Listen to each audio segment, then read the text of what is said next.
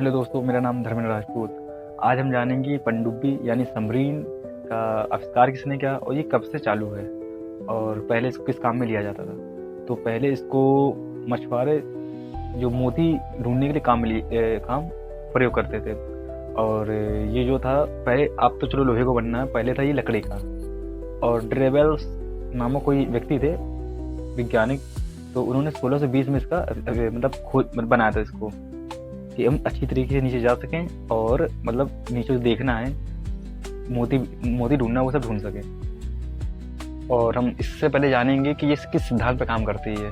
तो दो सिद्धांत पर काम करती है, एक बैलिस्टिक सिद्धांत और एक आर्किमिडीज का सिद्धांत।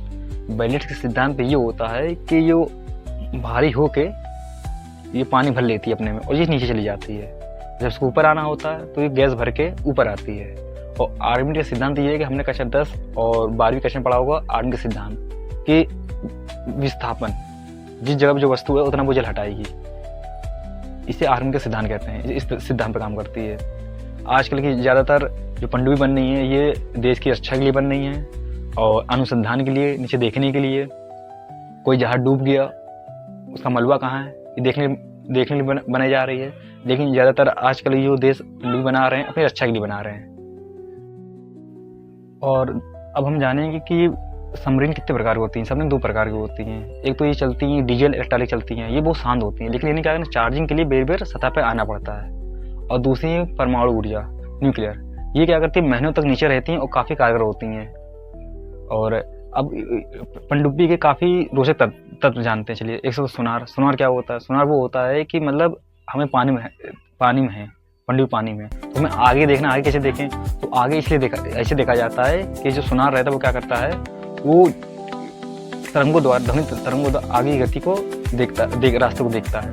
और दूसरा पेरिस्कोप क्या होता है, अब हमें पानी के अंदर हमें ऊपर देखना है तो ऊपर कैसे देखेंगे, जो ऐसे एंटीना जैसे निकला होता है, तो वो क्या करता है, ऊपरी गतिविधि देखता है कि दुश्मन कहाँ है, किस दिशा में हमको मिसाइल छोड़नी है, इन सब पे काम आता है। और तीसरा होता है दबाव। पनडुब्बी में तो दबाव का बड़ा काम है, क्योंकि पनडुब्बी जो रहती हैं बड़ी समुद्र में बड़ी गहरी सतह पे जाती हैं और जितना आप नीचे जाओगे उतना आपके ऊपर दबाव पड़ेगा। इससे क्या होता है, पनडुब्बी पिचक भी सकती हैं। तो दबाव क्या रहता है, पनडुब्बी को बड़ी मजबूती से बनाया जाता है। अब जानेंगे भारत के पास कितनी पनडुब्बियाँ और उनके कितने प्रकार का। तो भारत के पास 18 से 19 पनडुब्बियाँ हैं, जिनमें से हरियन श्रेणी की पनडुब्बी हैं। ये भारत की सबसे शक्तिशाली पनडुब्बियाँ हैं जो परमाणु मिसाइलों को ले जाने में सक्षम है। तो हाल ही में आपने सुना होगा कि 3 अप्रैल 2026 को आईएनएस हरिदमन S4 हाल ही में रक्षाबंदी द्वारा नौसेना में शामिल किया गया है।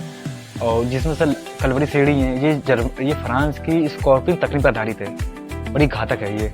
और फिर सिंधु घोष श्रेणी, ये श्रेणी कौन सी है, ये रूसी मिसाइल है। और फिर ये सुकुमार श्रेणी, ये भी जर्मन की है। अगर आपको वीडियो अच्छी लगी तो मेरे चैनल को लाइक और सब्सक्राइब करिए।